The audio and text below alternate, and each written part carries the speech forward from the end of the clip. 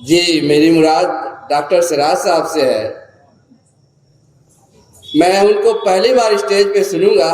वैसे तो बहुत बार आपसे रास्ते में गुफ्तगू हुई है, आज स्टेज पे भी देख ले किस तरह से आप बात करते हैं। Please come over to the stage. अस्सलाम वालेकुम।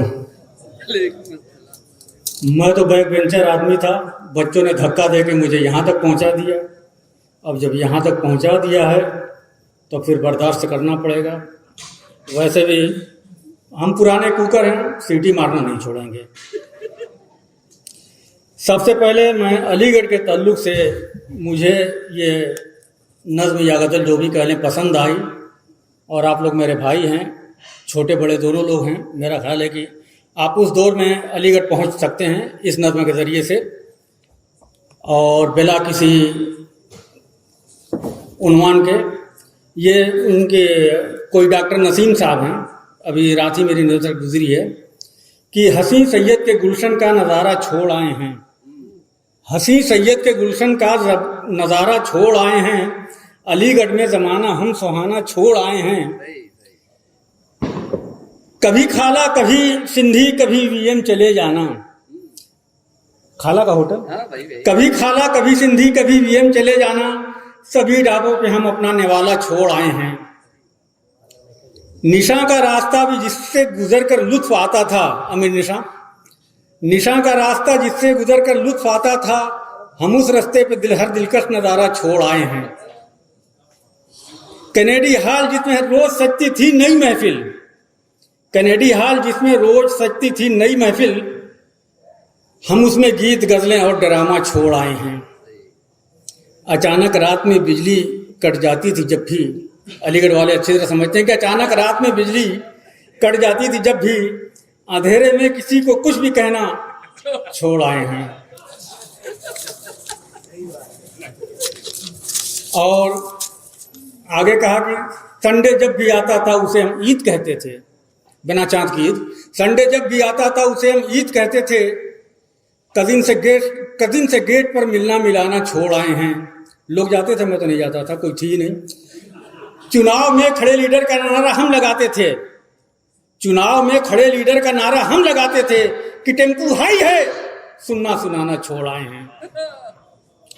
नुमाइश में हमारी हाजिरी लगती थी हर एक दिन, नुमाइश में हमारी हाजिरी लगती थी हर एक दिन, झंडे में बना हलवा पराठा छोड़ आए हैं। हम आज़ाद हैं, हम आज़ाद में पढ़कर बहुत आज़ाद रहते थे, आज़ाद लाइब्रेरी, हम आज़ाद में पढ़कर बहुत आज़ाद रहते थे, किताबें छोड़कर थिएटर में जाना छोड़ आए हैं। हमें हासिल जो होता था कभी सियाफ करने पर, वो इखलास व मोहब्बत का ख़जाना छोड़ आए हैं। आखिर के दो शेर वो शायर साहब के उनके अपने बड़े पर्सनल से हैं, वो भी पढ़ देता हूँ कि हमेशा साथ में कहते थे कि अब्बू दूर मत जाना, उन्हें भी गोरे मिंटू में अकेला छोड़ आए हैं। और भोपाल के रहने वाले थे, उन्होंने उस मुनासबत से कहा कि यहाँ भोपाल में तो सब कुछ हासिल है, मगर अब तक मगर दिल को अलीगढ़ में धड़कना छोड़ आए हैं। बहरहाल बर्दाश्त किया, और हर तबका फ़िक्र और मुख्तलिफ नौ किस्म की चीज़ें आपके सामने आएंगी। जब तक बर्दाश्त कर सकेंगे बता दीजिएगा, बाकी फिर मैं मजलिस छोड़ दूंगा।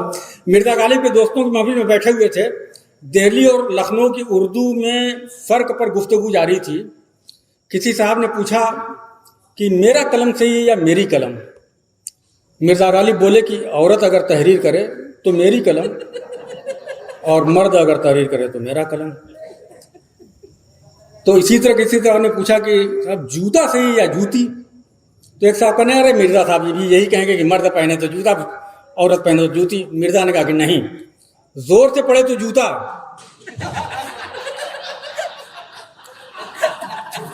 ठीक है।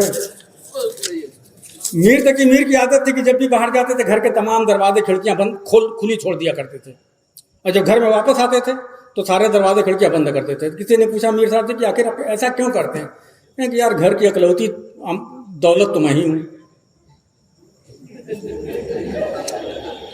एक बार फैज़ अहमद फैज़ साहब से किसी नौजवान ने पूछा कि फैज़ साहब आखिर इनकलाब कब आएगा? फैज़ साहब ने कहा कि बेटा आराम से बैठो, अभी तुम्हारी उम्र क्या है, आ जाएगा।